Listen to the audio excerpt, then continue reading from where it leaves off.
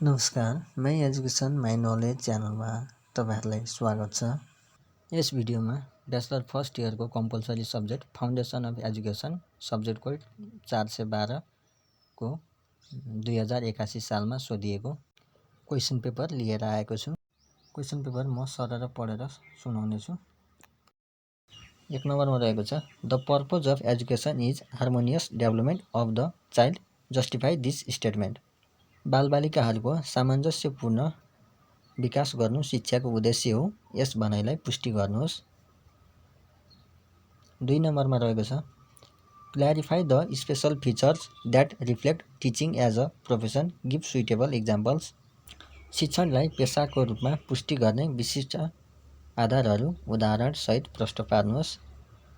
2 को अरमा रहेको छ, clarify the teaching is both a science and art. शिक्षण पेसा विज्ञान र कला दुवै हो, प्रश्न पार्नुहोस्। 3 नम्बरमा रहेको छ, explain the directedness of socialisation with suitable examples. निर्देशित सामाजिकीकरणलाई उचित उदाहरणसहित व्याख्या गर्नुहोस्। 4 नम्बरमा रहेको छ, what do you mean by education for national integration, explain with suitable examples. राष्ट्रिय एकताका लागि शिक्षा भन्नाले के बुझिन्छ, मिल्दो उदाहरणसहित व्याख्या गर्नुहोस्।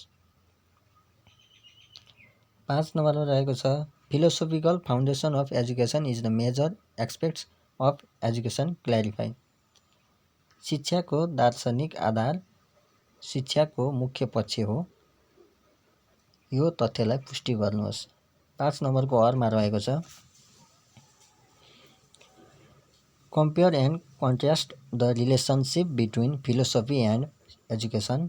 शिक्षा र दर्शनको बीच तुलना गरी फरक छुट्याउनुहोस्। 6 नम्बरमा रहेको छ, trace out the development of education in ancient period of Nepal. नेपालमा प्राचीन कालमा भएको शिक्षाको विकासक्रम उल्लेख गर्नुहोस्। 7 नम्बरमा रहेको छ, explain the major changes brought by NESB 2028 in education.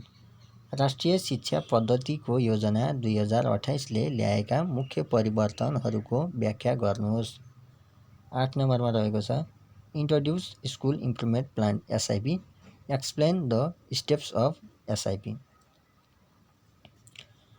विद्यालय सुधार योजनाको परिचय दिनुहोस्। विद्यालय सुधार योजना निर्माणका चरणहरू व्याख्या गर्नुहोस्। ग्रुप सीमा रहेको छ 9 नम्बरमा, list the steps of micro teaching and prepare a brief model of micro teaching, selecting a lesson of your interest. सूक्ष्म शिक्षणका चरणहरूको सूची तयार पारी आफ्नो रुचिको पाठ शीर्षकमा सूक्ष्म शिक्षणको नमुना तयार पार्नुहोस्। 9 को अरमा रहेको छ, differentiate programme instruction and traditional teaching instruction with examples. योजनाबद्ध शिक्षण र परम्परागत शिक्षण बीच उदाहरणसहित फरक छुट्याउनुहोस्। र अन्तिममा 10 नम्बरमा रहेको छ, explain philosophical premises central focus of pragmatism as a teacher influenced by pragmatism, how do you conduct your activities for classroom instruction, present your ideas with examples. प्रयोजनवादका दार्शनिक मान्यताहरूको व्याख्या गर्नुहोस्। प्रयोजनवादी दर्शनबाट प्रभावित शिक्षकको नाताले तपाईँले कक्षा शिक्षणमा के कस्ता क्रियाकलापहरू सञ्चालन गर्नुहुन्छ, उदाहरणसहित प्रश्न पार्नुहोस्।